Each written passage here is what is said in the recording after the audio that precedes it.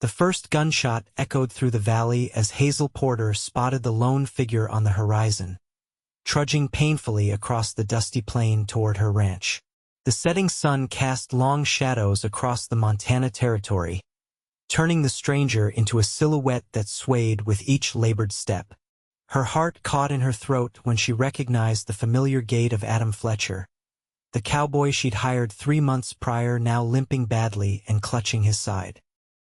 Hazel dropped the laundry basket she'd been carrying and raced down the porch steps. Her skirts gathered in her fists as she ran across the yard. By the time she reached him, his face was ashen beneath his tan, a dark stain spreading across his torn shirt. "Miss Porter," he managed through gritted teeth, attempting to tip his hat with a bloody hand. "Afraid I've had a bit of trouble. You're bleeding all over my property, Mr. Fletcher," she said, sliding her shoulder under his arm to support his weight. Despite her slight frame, she stood firm as he sagged against her. Now, as she helped him through the door of her home, she wondered what trouble he'd found or what trouble had found him. "Sit," she commanded, lowering him onto a kitchen chair. She worked quickly, cutting away his blood-soaked shirt to reveal a bullet graze along his ribs and what looked like a knife wound in his shoulder. "This is going to hurt," she warned, reaching for the whiskey bottle she kept for medicinal purposes. Adam nodded, his jaw tight. "Not my first time being patched up, madam." "I'm aware," she said, pouring the amber liquid over his wounds. His entire body tensed, but he didn't make a sound. "You've got more scars than any man I've ever seen. Been living a colorful life." Hazel raised an eyebrow as she threaded a needle. "And what color was today's adventure, Mr. Fletcher?" "The one that's bleeding all over my good floor." Adam's eyes met hers, blue and unflinching despite his pain. "The Blackwater gang. They were planning to raid the Preston place tomorrow. I overheard them in town and decided to make a detour on my way back." Hazel's hands stilled. The Preston ranch bordered hers to the south, owned by an elderly couple who'd been kind to her after her father's death. "You took on the Blackwater gang alone? There are 6 of them." "7. He corrected with a grimace as she began stitching his shoulder. "Though there are only 5 now. You killed 2 of them?" Her voice dropped to a whisper. "They didn't leave me much choice." His eyes drifted toward the window, watching as darkness fell. "The sheriff should have my report by now. I sent a boy from town with a message before I headed back." The remaining 5 scattered when things went badly for them, but they'll regroup. Hazel's hands remained steady as she worked, though her mind raced with implications. The Blackwater gang had terrorized the territory for months. If they discovered Adam was staying at her ranch. "You were reckless," she said, tying off the last stitch. "I couldn't stand by and let them hurt innocent people. And getting yourself killed would help how exactly?" She began wrapping clean bandages around his torso, trying to ignore the firm muscle beneath her fingers or the way his breath caught when she leaned close. "The Prestons are good people, but you're just one man. Someone has to stand up to men like that." Hazel secured the bandage and stepped back, wiping her bloodied hands on a towel. "Noble sentiments won't stop bullets, Mr. Fletcher." "Adam," he corrected softly. "After digging bullets out of me, I think you've earned the right to use my given name." Despite herself, Hazel felt heat rise in her cheeks. "You'll stay here tonight," she decided, ignoring his request for familiarity. "The spare room upstairs. You're in no condition to make it to the bunkhouse, and I want to keep an eye on that fever I suspect is coming." As predicted, by midnight Adam was burning with fever, his body fighting the infection that had set in despite her careful cleaning. Hazel sat beside his bed, wiping his brow with cool cloths and forcing him to drink water when he woke. In his delirium, he spoke of things she suspected he'd never share while lucid: the war he'd fought in as a young man, the brother he'd lost to consumption, the loneliness of the trail. Sometimes he called her Hannah, a name she didn't recognize but spoke with such tenderness that it made her heart ache. "Shoo!" she soothed when he tried to rise, pushing him gently back against the pillows. "You need to rest." "They'll come," he murmured, his eyes unfocused. "They'll come for me, and you'll be in danger." "Let them come," Hazel said with more conviction than she felt. "This is my land, and I know how to protect what's mine." By dawn, his fever had broken.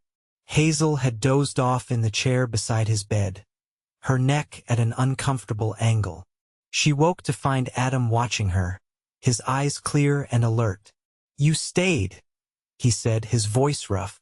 Hazel straightened, smoothing her wrinkled skirt. "Of course I stayed. You were half dead." "Thank you." The simple words carried more weight than elaborate gratitude.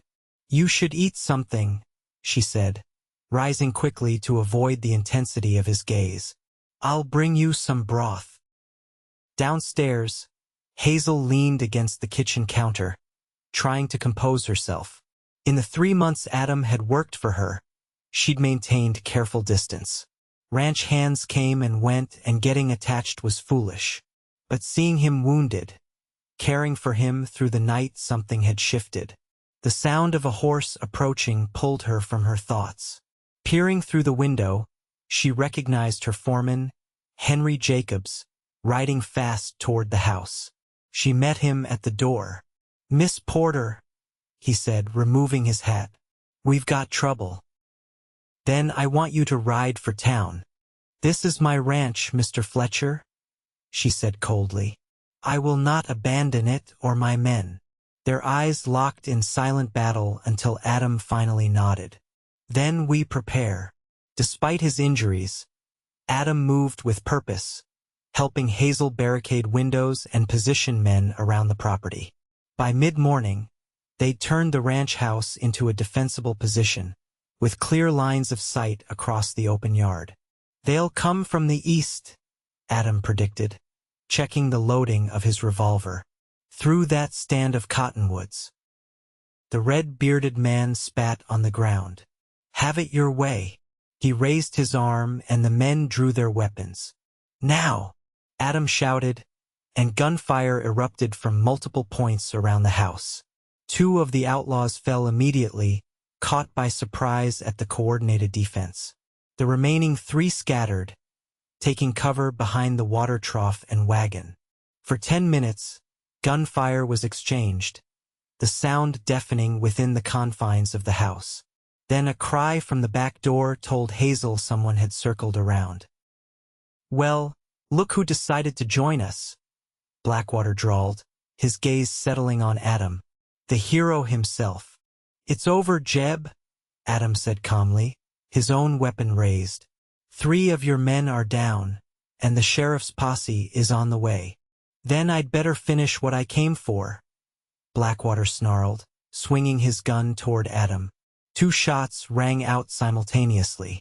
Adam staggered back against the wall as Blackwater collapsed to his knees, a look of surprise on his face. But it wasn't Adam's bullet that had found its mark, it was Hazel's. "Consider us even," she replied, helping him to his feet. "Now you'll rest when I say so, and I say that time is now." This time Adam didn't argue. The aftermath of the gunfight left the ranch in disarray, but miraculously, none of Hazel's men had been killed. The wounded ranch hand would recover, and the sheriff's posse arrived in time to take the bodies and the surviving gang member into custody. Sheriff Williams, a grizzled man who'd known Hazel since she was a girl, regarded the scene with a shake of his head. "Your father always said you were made of steel, Miss Porter." Riding with cattle drives, digging for gold, wearing a badge for a while in Arizona. Nothing ever felt like it was worth staying for. Hazel felt a pang in her chest. "And now I'm not so sure." His blue eyes returned to her face. "Who was Hannah?" The question caught her off guard. "What? During my fever. You said I called you Hannah." Hazel busied herself straightening her skirts. "You must have been confused. Hannah was my wife." Adam said softly. She died of fever 5 years ago. We'd only been married 8 months. Hazel's eyes widened. I'm sorry. I didn't know. Mr. Fletcher, Adam, he corrected gently. Adam, she conceded. I'm not looking for. That is, I have a ranch to run. I don't have time for. For what? He prompted when she trailed off. For complications, she finished, unable to meet his eyes. I understand. He nodded slowly. When I'm healed up, I'll move on if that's what you want. The thought of him leaving sent an unexpected jolt of panic through her. I didn't say that. Then what are you saying, Hazel? Adam's wounds healed slowly, keeping him close to the main house longer than either of them had anticipated. Their conversation stretched into the evenings, first on the porch and later by the fireplace, as autumn brought cooler nights to the Montana territory. Hazel found herself sharing stories of her childhood on the ranch, her years at school back east, and the dreams she had for the land her father had built. Adam spoke of the places he'd seen, the people he'd met on his travels, and gradually, more about the life he'd had with Hannah and the grief that had driven him to wander. One evening, as they sat by the fire, Adam asked, "Do you ever get lonely out here?" Hazel considered the question. Sometimes, but I have my hands, and the neighbors aren't too far. The ranch keeps me busy enough that I don't have much time to dwell on it. That's not the same as not being lonely, he observed quietly. She met his gaze across the room. No, I suppose it isn't. I was lonely for a long time, he admitted, even surrounded by people on cattle drives or in mining camps. It's a different kind of emptiness. And now? Hazel asked, echoing his question from weeks before. A smile played at the corners of his mouth. Not so much anymore. As the first snow of winter dusted the mountains, Adam was fully recovered and back to his duties. But things had changed between them, small glances that lingered, fingertips that brushed when passing dishes at dinner, conversations that stretched into the night. The ranch hands noticed, of course. Hazel overheard whispers and caught knowing looks exchanged, but no one dared speak of it directly to her. Her foreman, Henry, was the only one brave enough to broach the subject. "Fletcher's a good man," he said one afternoon as they checked fence lines together. "Not like some who've passed through." Hazel kept her eyes on her horse's mane. "I'm aware of Mr. Fletcher's character. The men respect him," Henry continued, "and he respects you not just as the boss but as a person. That's rare. Is there a point to this observation, Mr. Jacobs?" Henry chuckled. "Just saying, Miss Porter, that good men are hard to find in these parts. Might be worth holding on to one when he comes along." The Christmas season brought a rare social occasion to Copper Creek, a dance at the newly completed schoolhouse. Hazel had attended such functions before, always as the independent rancher's daughter, and then as the woman running her father's spread alone. This time, however, she found herself considering her appearance with unusual care. "You look lovely," Adam said when she emerged from her room in a green dress she hadn't worn since her father's funeral, her hair arranged in an elaborate style that had taken her 3 attempts to achieve. Hazel felt suddenly self-conscious. "It's just a community gathering. Nothing special." "If you say so," he replied with a smile that suggested he thought otherwise. The schoolhouse was transformed with evergreen boughs and candles, the simple space filled with nearly every resident of Copper Creek and the surrounding ranches. A trio of musicians played lively tunes as couples twirled across the wooden floor.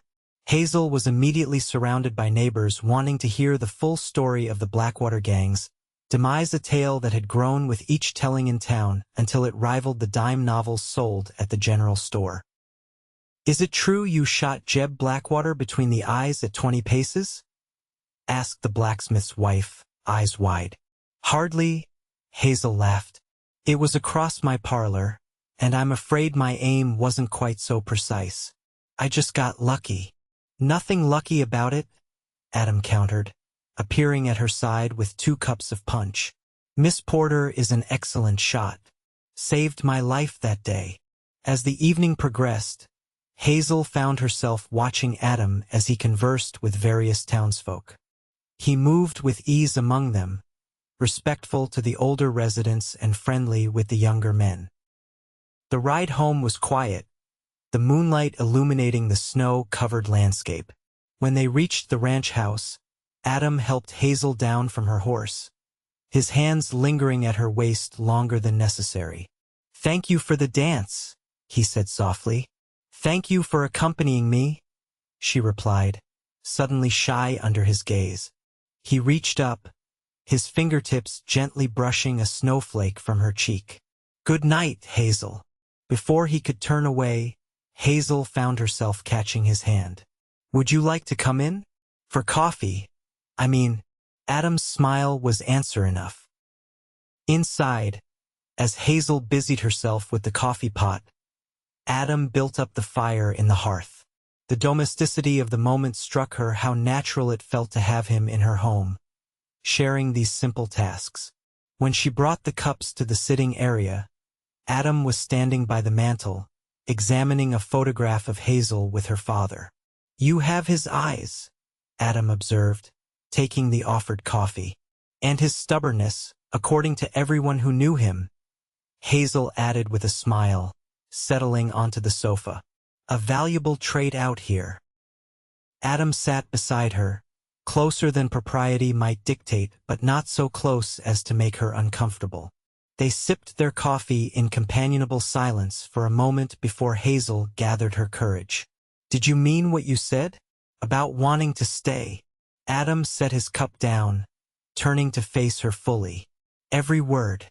But I understand if you're not ready, or if you don't feel the same way." "It's not that," Hazel said quickly. "It's just, I've been independent for so long. I'm not sure I know how to be anything else." "Who's asking you to be anything else?" Adam's brow furrowed. "Hazel, I don't want to change who you are. I admire your independence, your strength. I'm not looking for someone to fade into the background of my life." "Then what are you looking for?" His gaze was steady. "A partner. Someone to stand beside, not behind. Someone to share the good days and weather the bad ones with." Hazel felt something tight in her chest begin to unravel. "I've never thought of marriage that way. My mother died when I was young, and what I remember of their relationship was my father making decisions and her following them." "Times are changing," Adam said. "And I'm not your father." "No," she agreed with a small smile. "You're the man who limped back to my ranch half dead because you couldn't stand by while others were in danger. And you're the woman who took on 5 outlaws to protect what was yours." His hand found hers, fingers intertwining. "I think we understand each other quite well." Hazel looked down at their joined hands, then back up to his face. "I need you to know that the ranch will always come first. It's my legacy, my responsibility. I wouldn't expect anything else. And I won't change my name. I'll always be a Porter." A smile tugged at his lips. "Is that a condition or a warning?" "Both," she admitted. "Any other terms I should be aware of?" Hazel pretended to consider. "I'm a terrible cook." "I noticed," Adam laughed. "Fortunately, I make a decent stew. And I snore according to my schoolmates. I've slept in bunkhouses with 20 cowboys. I doubt you could compete." Hazel's expression grew serious. "And I've never. That is, I haven't had much experience with." Understanding dawned in his eyes. "We would have all the time in the world, Hazel. There's no rush for anything." The tenderness in his voice nearly undid her. She had faced down outlaws with less trepidation than she felt now, opening her heart after keeping it carefully guarded for so long. "I think," she said slowly, "that I would like to try this partnership you're proposing." Adam's face brightened, years seeming to fall away in his smile. Are you accepting my proposal, Miss Porter? Because I haven't actually made one yet. Hazel felt heat rise in her cheeks. I'm suggesting that you might not be refused if you did. With deliberate care, Adam set aside his coffee cup and took both her hands in his. Hazel Porter, would you do me the honor of becoming my wife? Not to change who you are or what you do, but to face whatever comes next together. The simplicity of his words touched her more than any elaborate declaration could have. Yes, she whispered, I would. When he kissed her, it was gentle but sure, a promise rather than a demand. Hazel found herself responding with a certainty that surprised her, as if some part of her had been waiting for this moment since he first limped through her door. Spring arrived early that year, turning the Montana landscape into a palette of greens and wildflower colors. The wedding was a small affair held on the ranch, with only their closest neighbors and the ranch hands in attendance. Hazel wore a simple white dress ordered from Denver, and Adam wore the first new suit he'd owned in years. Sheriff Williams officiated, his weathered face solemn as he pronounced them husband and wife, adding with a wink, "Though I reckon Miss Porter, Mrs. Fletcher, that is, will still be giving the orders around here." "Wouldn't have it any other way," Adam replied, looking at his bride with undisguised admiration. The celebration lasted well into the evening, with music and dancing in the yard under lantern light. As the guests began to depart, Hazel found herself standing on the porch, watching the sunset paint the mountains in shades of gold and purple. Adam joined her, slipping an arm around her waist. "Having second thoughts?" he asked. "Not one," she assured him, leaning into his embrace. "Just thinking about how different things are from a year ago. I never imagined this was where that day would lead when I saw you limping home across the field. When you ordered me to rest," he added with a chuckle. "Someone had to take you in hand," she said primly. "You were in no condition to make sensible decisions. Best decision I ever made was coming to work for you." Adam turned her to face him, his expression growing serious.